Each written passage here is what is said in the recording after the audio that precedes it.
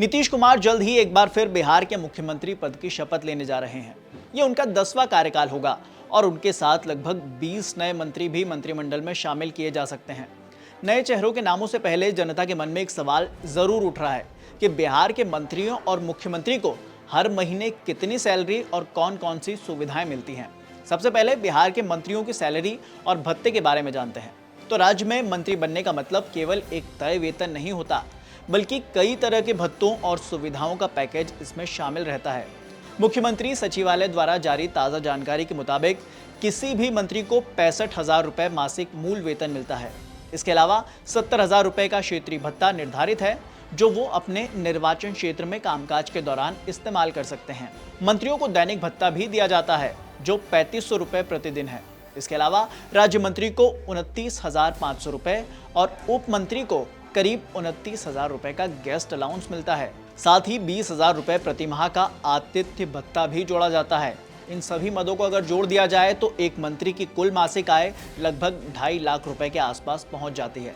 यात्रा के दौरान उन्हें सरकारी दरों के अनुसार ट्रैवलिंग अलाउंस यानी कि टीए भी मिलता है। हालांकि ये दर प्रति किलोमीटर तय होती है और आधिकारिक कामकाज पर ही लागू होती है, यानी कि जितनी ज्यादा सरकारी यात्राएं होंगी उस हिसाब से टीए भी बढ़ता जाता है। अप्रैल 2025 की कैबिनेट बैठक में मंत्रियों के वेतन और भत्तों में 30% की बढ़ोतरी मंजूर की गई थी।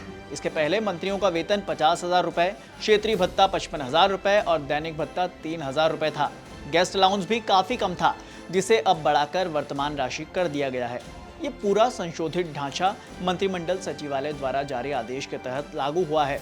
इन वेतन भत्तों के अलावा मंत्री होने के नाते उन्हें सरकारी आवास, वाहन, सुरक्षा, स्टाफ और दफ्तर से संबंधित अन्य सुविधाएं भी मिलती हैं। ये सभी लाभ मंत्री अधिनियम 2006 के अनुसार दिए जाते हैं। नए मंत्रियों को भी शपथ के तुरंत बाद ये सभी सुविधाएं उपलब्ध करा दी जाती हैं। अब बात बिहार के मुख्यमंत्री की सैलरी की करते हैं। बिहार चुनाव के नतीजे आने के बाद जब ये साफ हो गया है कि नीतीश कुमार फिर से मुख्यमंत्री बनने जा रहे हैं, तो लोगों के मन में ये भी जानने की उत्सुकता बनी रही कि मुख्यमंत्री को हर महीने आखिर कितनी सैलरी मिलती है। सरकारी नियमों के मुताबिक मुख्यमंत्री को लगभग 2.5 लाख रुपए मासिक वेतन और भत्ते मिलते हैं। ये राशि सिर्फ उनकी तनख्वाह नहीं, बल्कि आधिकारिक आवास, सुरक्षा, दफ्तर के संचालन, यात्रा, स्टाफ और विधायक कार्य से जुड़ी सुविधाओं को मिलाकर तय होती है। हालांकि भारत में सभी राज्यों के मुख्यमंत्रियों की सैलरी एक जैसी नहीं होती। कुछ बड़े राज्यों में ये राशि काफी ज्यादा है, जबकि कई राज्यों में अपेक्षाकृत कम। बिहार उन राज्यों में आता है जहां मुख्यमंत्री का वेतन बहुत ज्यादा नहीं माना जाता, लेकिन पद से जुड़ी शक्तियां और सुविधाएं बेहद व्यापक हैं। मुख्यमंत्री आवास, सुरक्षा, सरकारी वाहन, यहां तक कि प्रशासनिक अधिकार और व्यापक निर्णय क्षमता के चलते ये पद देश के सबसे प्रभावशाली पदों में से एक माना जाता है।